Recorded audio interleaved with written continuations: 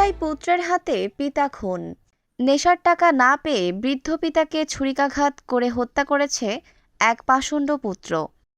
ঘটনাটি ঘটেছে মাগুরা সদর উপজেলার 18খাদা গ্রামে।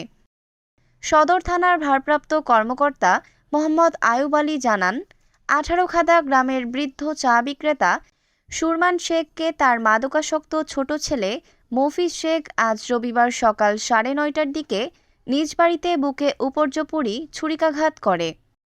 ছুরিকাঘাতে মারাত্মক রক্তাক্ত জখম হলে সুরমান শেখকে মাগুরা 250 শয্যা বিশিষ্ট হাসপাতালে আনা হলে কর্তব্যরত চিকিৎসক তাকে মৃত ঘোষণা করেন।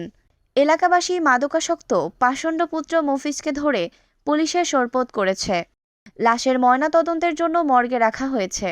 খালি জমি ওটা বাদ করে দিলে তো হয় না, আর ও নেশা করে, তো এই জন্য আমার আব্বা দেয় না। ওরা একটা ছেলে আছে, একটা মেয়ে আছে, মেয়েটা বিয়ে এখন জমি যদি দিয়ে যায় তাহলে ও ছেলে পেলে মানে থাকবে, অত বেশি নেশা করবে।